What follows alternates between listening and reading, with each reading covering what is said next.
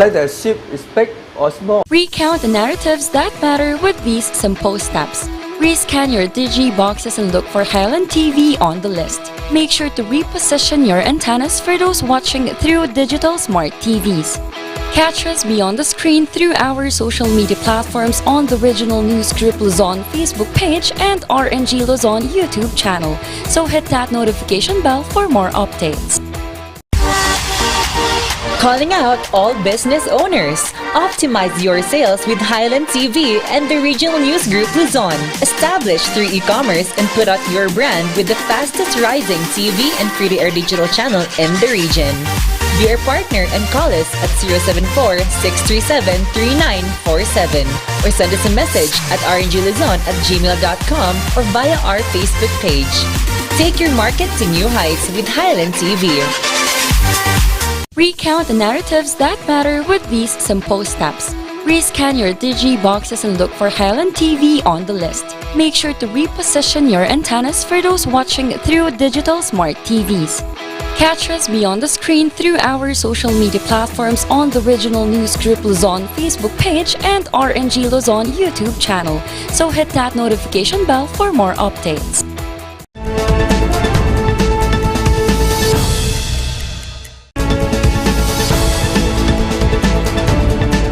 Narito na ang mga nagpapabanggang balita.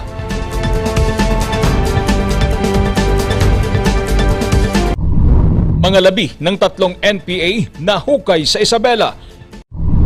Councilor Yaranon at Mayor Magalong nagkabangayan kaugnay sa Bibac Dormitory at Baguio Market Development. Beneco Cooperative Summit and Fellowship Meeting dinagsa. Mga residente naalarma na sa pagtaas ng kaso ng dengue. 10 taong gulang na bata patay dahil sa nasabing sakit. Mga atleta ng Baguio na sumabak sa SEA Games 2021 pinarangalan. At selebrasyon ng Filipino-American Friendship Day idinaan sa Chili Cook-Off.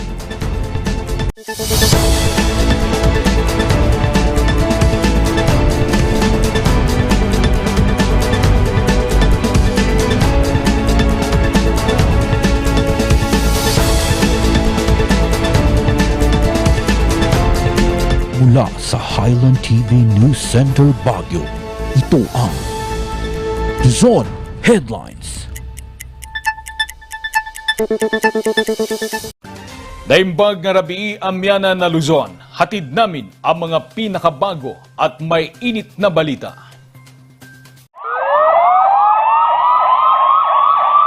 Nahukay sa bayan ng Makunakon, Isabela ang labi ng 3 NPA. Ayon sa militar, namatay ang mga ito dahil sa sakit at gutom. Magbabalita, Charles Limon. 3 bangkay ang nahukay kahapon ng mga sundalo sa Barangay Canada, Makunakon, Isabela. Ayon kay Captain Rigor Pamitan, kabilang daw ang mga ito sa CPP-NPA. Since may mga tropa tayong nagsasagawa ng focused military operations dun sa area, ay binigyan sila ng instruction na puntahan yung lugar at hukayin yung sinasabi nilang pinaglibingan ng 3 NPA na miyembro ng Committee Provincia ng Isabela o di kaya yung mga Central Front Remnants na under ng Committee Provincia ng Isabela. So, sa tulong ng mga dating rebelde, nakilala lang ang mga ito sa kanilang mga alias na Marco, Lucia at Jero. Inilibing daw ang mga ito sa lugar noong lamang nakaraang buwan. Sa pag-imbestiga ng militar, hindi tama ng baril o sugat sa katawan ang ikinamatay ng mga ito. Mga namatay nga daw ito dahil sa sobrang gutom sa bundok. At ina-assess nga natin na dahil sa patuloy na focus military operations natin dun sa eastern portion ng province ng Isabela o di kaya dito sa Pacific towns nila, ay hindi nagagawang bumaba sa mga barangay o sa mga komunidad ng mga natitirang miyembro ng Central Front Remnants ng Isabela. Kaya dahil doon sa puspusan din natin na community support program sa area, ay hindi nila nagagawa makapagigil sa ating mga kababayan dito sa Isabela na nag-udyok o nagsusulta ng pagkakaubos nila ng pagkain sa kabundukan, wala nang makuha na ng makakain sa kabundukan. At Malaki anya ang naging epekto sa pagkadiskubre ng mga taguan ng supply ng mga baril at pagkain ng mga NPA sa paghina ng CPP-NPA sa lugar. Inaalam na ng militar ang mga kamag-anak ng mga namatay. Sasagutin ng Provincial Task Force to End Local Communist Armed Conflict ng Isabela ang pagpapalibing sa mga ito. Charles Nicolimon para sa Luzon Headlines. Dahil naman sa isang aksidente, natimbog ang umano'y 2 tulak ng droga. Magbabalita, Ren de Guzman. Yupi-yupi at basag ang mga salamin. Ito ang itsura ng pickup truck na sinasakyan ng 40 anyos na si Jimsy Galang Salazar at 28 anyos na si Justin Jerome Baisa matapos silang maaksidente kahapon sa Camp 6 Cannon Road, Baguio City. At about 5:40 a.m.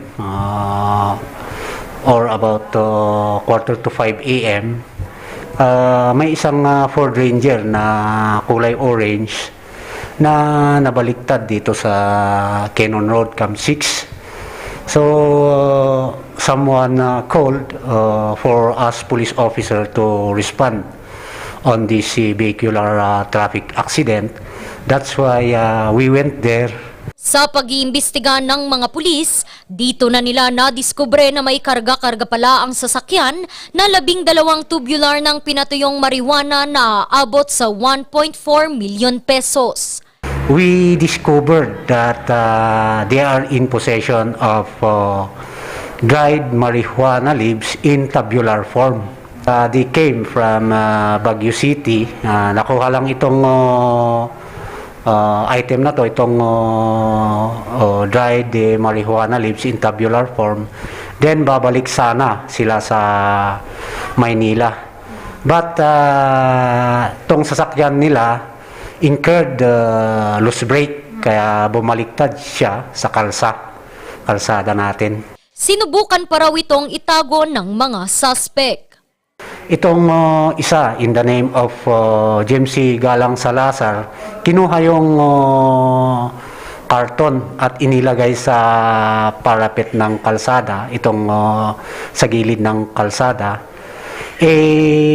Iswapin nga nahulog itong karton na to, pumunta sa riverbank sa baba.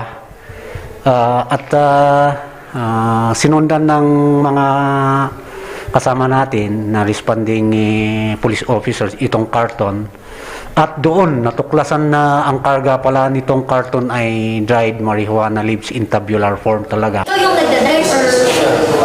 Kasalukuyan ngayong nakapiit ang 2 suspect sa Tuba Municipal Police Station habang hinihintay ang kanilang kaso dahil sa paglabag sa Republic Act 9165 o Comprehensive Dangerous Drugs Act of 2002. Sa aming eksklusibong interview sa isa sa mga suspect, sinabi niyang nagsisisi raw ito. Parang sa pera. Siyempre sa pera. Yung nagbigay po sa inyo, sir, sino po? Hindi ko pala. Magtira pasok. Patuloy ring iniimbestigahan ang posibleng nagbenta sa kanila ng drogang ibababa sana sa Maynila. Ren de Guzman para sa Luzon Headlines. Samantala, nagkabangayan kanina si Mayor Benjamin Magalong at Councilor Maylin Yaranon kaugnay sa planong paggayo sa dating Bibac Dormitory at Baguio Public Market. Magbabalita, Charles Limon. Malungkot lang. Ano pinaplano ninyo? Bisyaran nun, yung market na yan. Why is it that yung mga group ng architects na kinuha mo, no? They were demanding 10% of the total cost. Kung 1 billion pala yung market na yan, 10% is 100 billion. Ito ang pahayag ni Mayor Benjamin Magalong kay Councilor Maylin Yaranon sa unang flag ceremony ng lungsod kasama ang mga bagong halal na mga opisyal. Ito'y matapos maghayag ng pagkalungkot si Councilor Maylin Yaranon sa Facebook post nito tungkol sa development ng dating kinatatayuan ng Bibac Dormitory. Yung development ng ating Governor Park Road, which includes part of the area that was previously occupied by Bibac. This is a result of a master plan. Pinag-aralan ito ng ating very dynamic na city planning and development officials, composed of transformed employees of CPDO, the planning, and including very young new employees and job orders. Pinag-aralan nila to, and this was presented. Pero ipinagkibit-balikat naman ito ni Councilor Yaranon. Posted on Facebook because I was appreciative of VP Lenny Robredo's project of Angat Buhay. They just inaugurated a dormitory, or they just started a dormitory for indigents in Quezon City, I think. And I remembered we had a dormitory in Baguio for the Cordillera students, which May patutsada rin si Mayor hinggil sa umano'y hinihingi ng mga grupo ng mga inendorso umano ng konsehala sa development ng public market. Nakakalungkot lang na nung pinaplano ninyo, bisyaran nun, yung market na yan, why is it that yung mga group ng architects na kinuha mo, they were demanding 10% of the total cost. Kung 1 billion pala yung market na yan, 10% is 100 million. For 2 million, 2 billion, and lumalabas na 4 billion. Ibig sabihin, bibigyan natin sila ng 400 million. Pero hindi tayo umimik. Why is it? Bakit hindi kayo umimik? Bakit tumatahimik lang kayo? Pinabulaan na naman ito ni Yaranon. Anya, design fee daw sana ito ng mga architect na nagpagod planuhin ang disenyo ng Baguio Public Market. lie about it. And don't use that as against me, because every designer, every architect deserves to be paid pag pinagtrabahuan nila. But the city market was worked on by different groups, by CBAO, by the city planning office, even by the current city planning officer, Donna Tabangin, was even involved in that. Architect Alabanza, other architects were involved. UAP, the architects, they were involved in this. And don't tell me naniningil sila ng 10%. That's a lie. Ayon naman sa P4 Committee, hindi kasama sa negosasyon ang 10% na design fee sa mga arkitekto. There was no such arrangement na it would be a 10% of the 6 billion. So, kumbaga, the city was not aware of that arrangement at maniningil sila.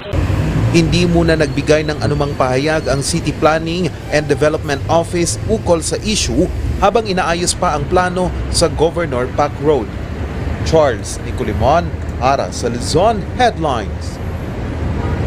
Naunsyami ang Annual Regular General Assembly Meeting na ikinasa ni NEA appointed Beneco General Manager Attorney Marie Rafael dahil sa TRO. Pero itinuloy ang pagtitipon at tinawag itong Beneco Cooperative Summit and Fellowship Meeting. Ang resulta sa report ni Randy Guzman.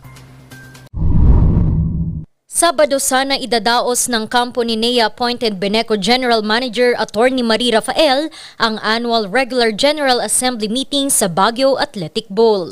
Mariin itong kinontra ng kampo ni Beneco Board of Directors-elect General Manager Engineer Melchor Licoben. Kung meron mga nanonood na ating mga member consumers, do not be misled. There were so many advisories signed by our chairperson, and simple lang, dito yung opisina natin sa South Drive, and then somebody issues an advisory coming from nowhere, sino ang paniniwalaan mo? But yun nga, we're taking this opportunity. In case you were invited, please do not be deceived. Tapos na po yung ating ARGAM. Ilang oras bago sana ang nakatakdang ARGAM, naglabas ng 72-hour temporary restraining order si Executive Judge Itliong Rivera.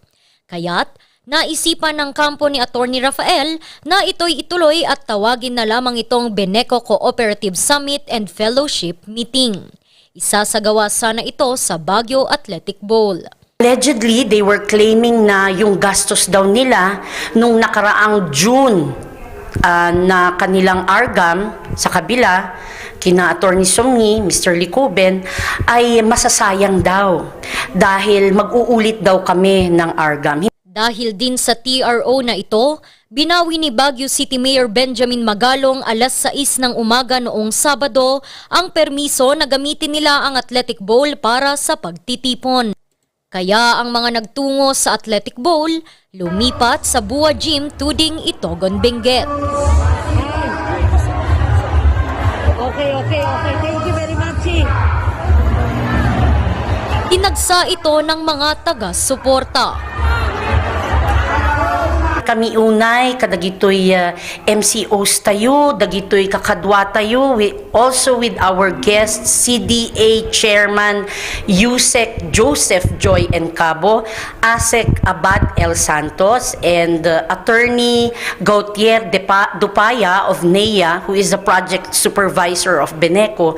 Kandagiti guests tayo ni Mr. Mark Lopez as well as si Mr. Neil Mesa, who graced our program at BUA. And as you've seen, it was really overwhelming support from the MCOs up to the end. There was a published joint advisory recognizing the management of the Attorney Rafael as the general manager and the 4 board of directors under the leadership of yours truly as the board chairperson. That angle,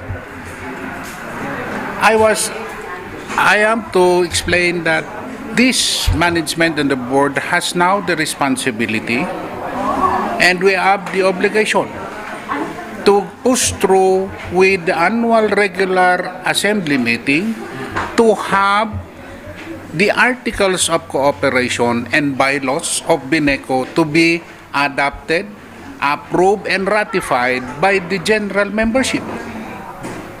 Because we are the legitimate, we are recognized by CDA and the NEA.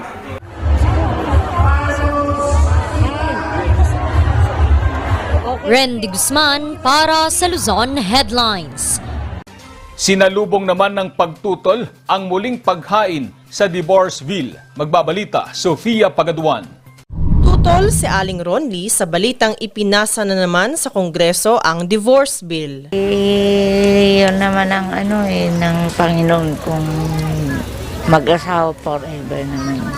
Maging si Gcash, na ilang taon na ring may karelasyon, ay hindi sang-ayon sa nasabing panukala. Masakit naman sa pakiramdam ma'am na nagkakilala kayo tapos parang ganun nagmahalan kayo, bumuo kayo ng isang pamilya tapos ganun lang sa divorce lang mapupunta, parang yun lang. Nitong linggo lang nang ihayag ni Albay Representative Edsel Lagman ang paghahain niya ng House Bill No. 78 o Absolute Divorce Bill sa ika-19 na Kongreso. Progressive naman tayo sa thinking, yes.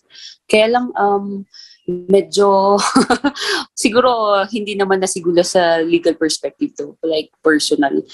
Kailangang i-review yung, probably make a research on why people separate, bakit kasi parang kumbaga band-aid yung divorce. Ang nasabing panukala ay karugtong ng Reproductive Health Act na inakdaan ni Lagman noong 2012. May layon ang divorce bill na palayain ang mga kababaihan sa mga pang-aabuso. Protection. Pero yung pwedeng grounds, kasi reasonable naman may mga toxic talagang relationship. May mga toxic talagang relationship, yung abuse talaga. So, I think that's a proper ground para mag-divorce talaga. Na hindi na healthy, hindi lang sa couple, kundi pati sa children. Hindi siya healthy kasi affected yung bata, affected yung mag-asawa, yung work niya. Maaalalang naipasa na rin ni Senator Risa Ontiveros ang kaparehong panukala noong Disyembre taong 2018, ngunit hindi naprobahan ng Senado. Sa kasalukuyan, tanging ang Pilipinas at ang Vatican City na lang ang walang divorce law sa buong mundo. Sofia Pagaduan para sa Luzon Headlines.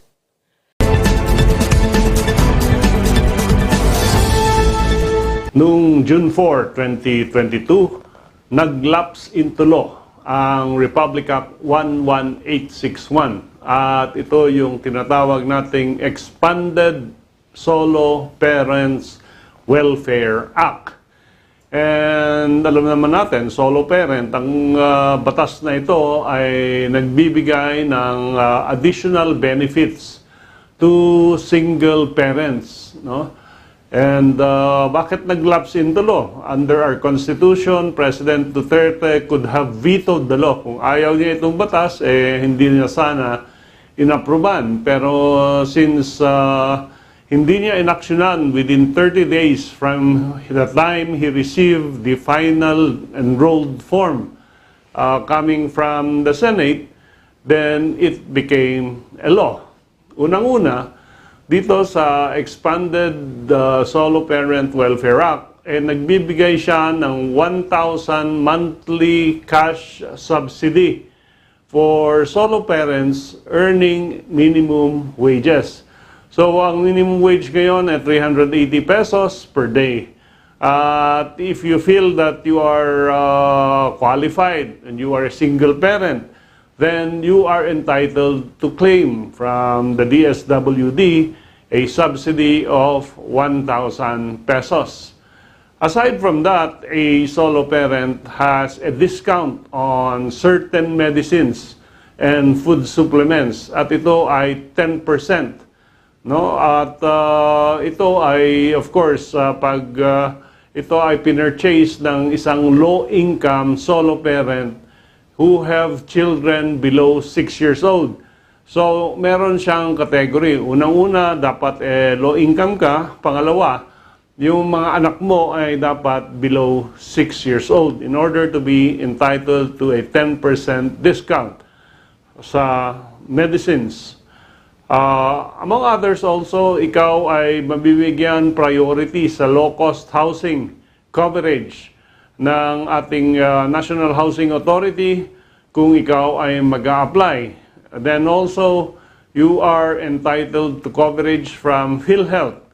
And of course, when it comes to the terms and conditions of work, hindi ka dapat i-discriminate ng iyong employer dahil ikaw ay isang solo parent, no? And ang sabi sa study ng ating gobyerno, there are more than 14 to 15 million solo parents in the Philippines, with the majority of them, 95% of them are women. So, ang solo parent does not only refer to women. Kung ikaw ay lalaki, no, at single parent ka, then you should also be entitled to these benefits.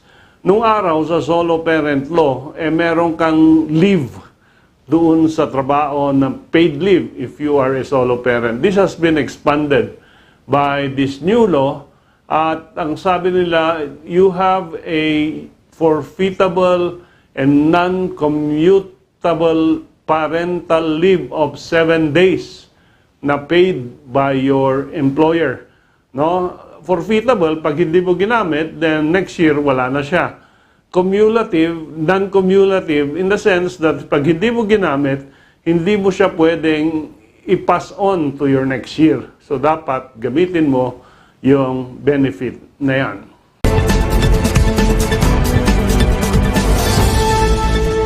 Ang bahaging ito ay hatid sa inyo ng Pines Estate and Gaming Corporation. Susunod, mga residente, naalarma na sa pagtaas ng kaso ng dengue. 10 taong gulang na bata patay dahil sa nasabing sakit. Yan at iba pang balita. Abangan!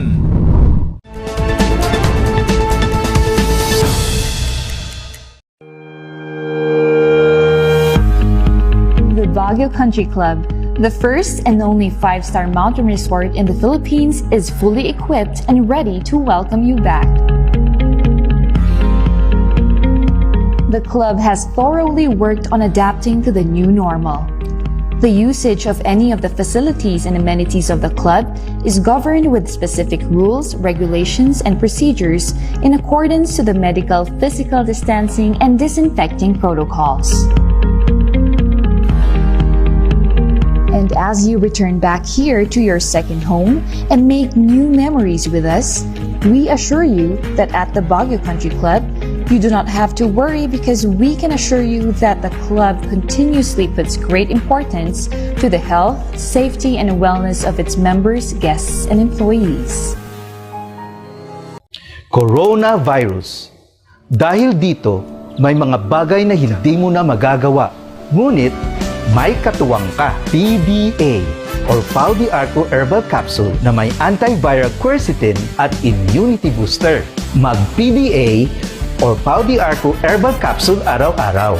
Para iwas sakit, iwas virus. PDA. Proteksyon, depensa, alay sa kalusugan. PDA or Pau de Arco Herbal Capsule is available in all leading drugstores nationwide. Another quality product of Aldrich Corporation.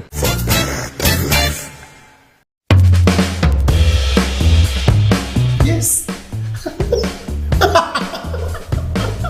Ayos to! Ayos to! Pa, ang lakas naman ang tawa mo. Sino ba namang hindi matutuwa dito sa online shopping service at cash on delivery ng TG Home Builders? Pwede din mag-online reservation for pickup. Pa, ano yung sinasabi mo? Ma, mapapakabitan na natin ng tiles ang bahay natin. Pa, baka pwede mong isabay yung bubong ng bahay natin. Para sa quality construction materials, mag-TG Home Builders. Main warehouse and showroom at number 75 Ferguson Road, Gisad, Baguio City. Bukakan Branch at number 73 Bukakan Road, Baguio City. Marcos Branch at KM3 Marcos Highway, Baguio City. Sales Office Branch at number 221 Atab Marcos Highway, Baguio City. La Trinidad Branch at KM6 Batag, La Trinidad. And Urdaneta Branch at MacArthur Highway, Urdaneta City. TG Home Builders. We turn houses into homes. Ang maagang konsultasyon ay mahalaga sa pagpuksa ng sakit na dengue. Ngunit, ang tanong ng sambayanan, sapat nga ba ito? Masigasig, maliksi, protektado at mapagmatyag, yan ang dapat mong taglayin. Hanapin ang pinagpupugaran at wasakin ito. Hello? Nahanap ko na po yung lungga. Kailangan ko na po kayo. Sige po, Master. Suportahan ng fogging at spray. Katapusan mo na, mosquito man.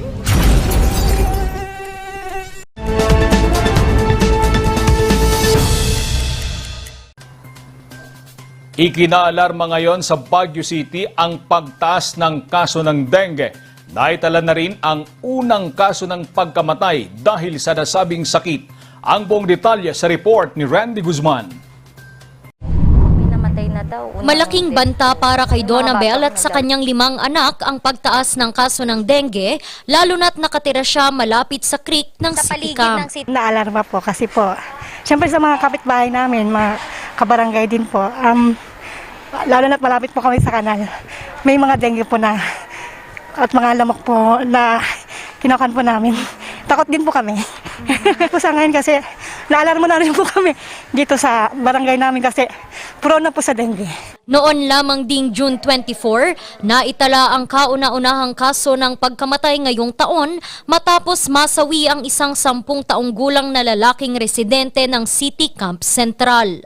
Sa pahayag ng City Health Services Office, June 16 nagsimulang lagnatin ang bata. June 19 dinala para sa panibagong check-up at June 21 na-admit ito dahil sa pagdudugo ng ilong. Sa ospital na rin siya binawian ng buhay. Bangungot ang dinala nito sa kanyang mga kapitbahay. Natakot po syempre kasi hindi mo maiwasan yung yung ganong nangyari. Ang lakas-lakas pa niya tapos yun nagulat na lang kami na ICU na siya na hanggang sa nawala na yung bata. Sa kasalukuyan, 3 na ang naitalang kaso ng dengue sa City Camp Central, 4 sa City Camp proper at 5 sa Lower Rock Quarry na may sakop rin sa lagoon kung saan dumadaloy ang creek. Isa sa mga nakikitang dahilan kung bakit mataas ang kaso ng dengue dito sa City Camp ay ang kanilang creek. Isa kasi ito sa pinamumugaran ng lamok, kaya naman hinihikayat ang mga residente na tumulong na sa paglilinis. Patuloy na isinusulong ng Sanitation Division ng City Health Services Office ang 4S katuwang ang mga opisyal ng barangay. Iniikot rin nila tuwing Huwebes ang mga barangay para mag-spray laban sa lamok. Sa kasalukuyang datos, 15 ang bagong kaso ng dengue at 706 naman ang kabuang bilang ng naitalang kaso ngayong taon. Randy Guzman para sa Luzon Headlines. Dahil naman sa pagiging alert level 1 pa rin ng lungsod ng Baguio, palakas ng palakas ang turismo ng lungsod. May kwento si Sofia Pagaduan. Galing pang Caloocan ang pamilya ni Joash. Dahil hindi na masyadong mahigpit sa syudad ng Baguio, napagdesisyonan nilang muling bumisita. Mainit sa Metro Manila ngayon, kaya pinili namin yung Baguio. Tsaka for deployment na kasi ako overseas, so ito na yung banding namin with my family. We have now a steady rate of influx of tourists, no, which is already comparable to pre-pandemic numbers. As a matter of fact, baka nga we're exceeding na. We're having more as compared to before the pandemic. But this only started after the easing of our travel restrictions, no. Dagdag niya, dahil sa pagdami rin ng turista, nagbukas ang maraming oportunidad sa mga negosyo. Really the opportunity, what we've been waiting for, no, an opportunity to really recover from the losses that we've experienced for the past 2 years. So business is really booming. No, if you will look at the accommodation establishments, no, particularly the major hotels are always full, no? Full house sila every weekend. Ang magandang balitang ito ay refleksyon ng report na inilabas ng Philippine Statistics Authority noong nakaraang Miyerkules. Ayon sa report, tumaas ng halos 38.7% o halos 782.51 bilyong piso noong 2021 ang mga pumapasok na pera dahil sa domestic tourism. Tumaas ito kumpara sa 564.24 bilyong piso noong 2020. Kabilang sa mga mataas na pinagagastusan ng mga turista ay ang shopping, transport services at mga pagkain. Kahit na tuloy-tuloy pa rin ang pagtanggap ng ibang mga turista sa iba't ibang panig ng bansa, hangad ng City Tourism Office na mapanatili ang responsable at sustainable tourism. Dahil na rin ito sa patuloy na pagdami ng mga basura sa syudad na kamakailan din ay pinuna ni Baguio City Mayor Benjamin Magalong.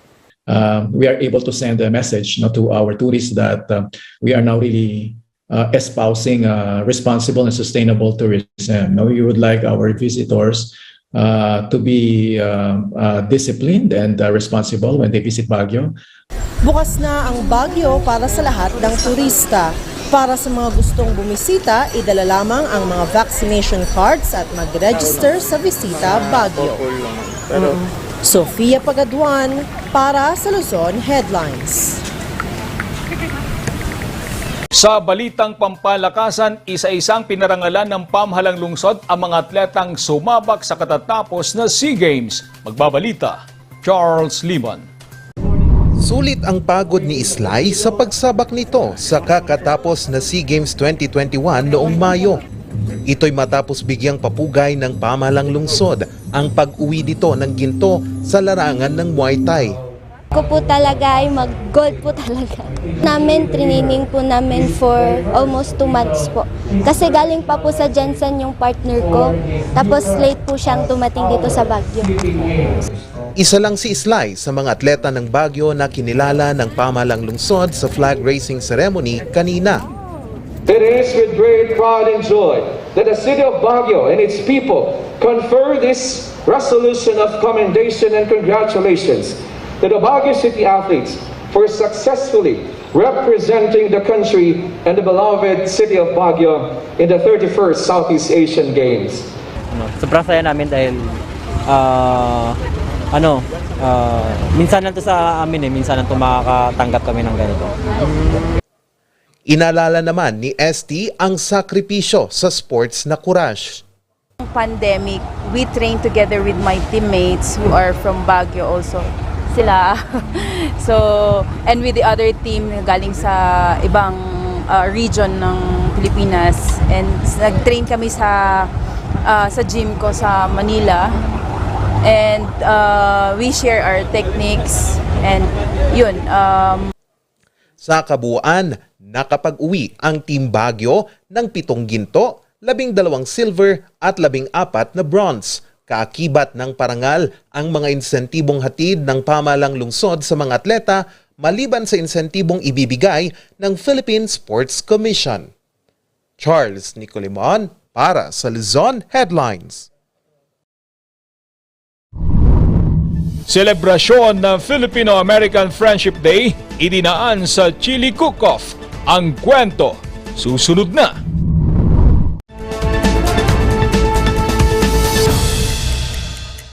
Ang maagang konsultasyon ay mahalaga sa pagpuksa ng sakit na dengue. Ngunit, ang tanong ng sambayanan, sapat nga ba ito?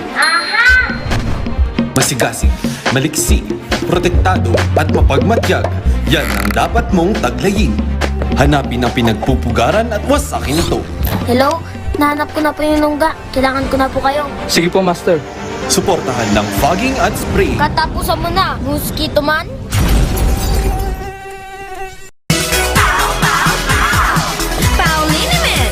Masakit ba ang likod, ang kasu-kasuan? Namimitig o masakit ang iyong kalamnan? May rayuma, arthritis o nahihilo? May stiff neck, flatulence o masakit ang ulo? Sa Pauliniment, ginhaway, garantisado. Pauliniment, isang pahid ka lang. Dahil walang out sa Pau! Sa milk tea ng batang 90s, taratati ng itrahay. Ang batang 90s milk tea, di ka magsisisi, promise. Sa milk tea ng batang 90s. Ayun, may target na ako. Lagot ka sa akin! Sa panahon ngayon, dumarami na naman ang lamok. Oras na para mag-4S. Una, suyurin at sirain ang pinagmumulan ng mga lamok. Pangalawa, sarili ay protektahan laban sa lamok. Pangatlo, sumangguni agad sa pagamutan kapag may sintomas na ng dengue. Pang-apat, sumuporta sa fogging or spraying kapag may banta na ng outbreak. Pangalagaan ang sarili laban sa kagat ng lamok. Mag-4S tayo para dengue out! Mazar Music offers a complete line of musical instruments.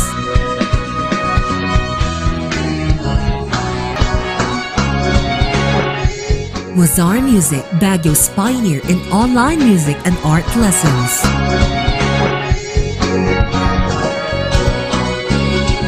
Mazar Music, bringing music closer to your hearts.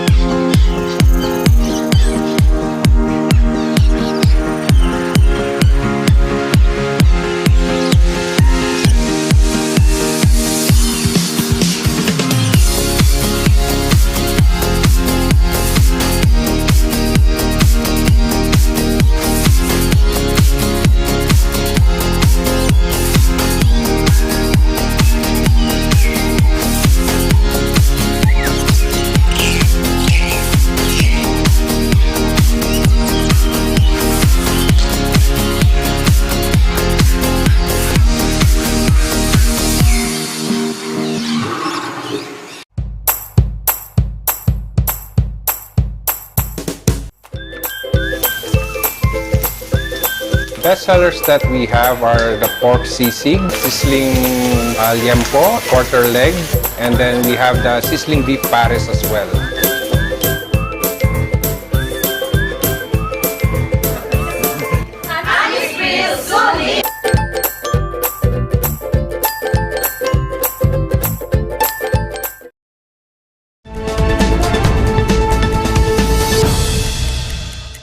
Idinaan sa Chili Cook-Off ang selebrasyon ng Filipino-American Friendship Day. May kwento po si Sofia Pagaduan. Iba't ibang pakulo ang hatid ng 6 na mga kalahok sa Chili Cook-Off. Bahagi ito ng selebrasyon sa Filipino-American Friendship Day ngayong araw. Or traditional Benguet ingredients. We have here some Benguet truffles. This one is dried horse tapa. And then smoked pork or yung kiniing tsaka yung itag. Okay, so it's Cordillera fusion. So we thought of an ingredients na talagang unique Cordillera. So we put kiniing. We also placed pinuneg. And then our secret twist is the Benguet coffee. Gamit ang kanilang mga sikretong sangkap, tiniyak ng mga kalahok na mabubusog ka sa mga handa nilang pagkain. It's a burst of flavors, layers of flavors. We've actually incorporated the different herbs na very fresh na makukuha mo dito sa Baguio. I mean, basically doon sa pagkuha natin or pag-intindi natin doon sa concept na Cordilleran cuisine na fusion. Lutang sa nasabing kompetisyon ang pagsasama ng pagmamahal ng mga Amerikano sa herbs and spices at ng mga pinagmamalaking pagkain ng mga taga-Cordillera. As we mark today's Philippine-American Friendship Day in our country, we reaffirm the friendship, goodwill, and ties between these two countries. The friendship that we have runs deep, as our very own camp is named after John Milton Hay. Hangad ng mga Filipino-American groups na mas mapagtibay pa ang relasyon ng dalawang nasyonalidad sa pamamagitan ng pagkakaroon pa ng mga aktibidad sa mga susunod na buwan. Sofia Pagaduan para sa Luzon Headlines. At yan ang mga balitang nakalap ngayong araw. Maraming salamat at muli, magandang gabi po sa ating lahat.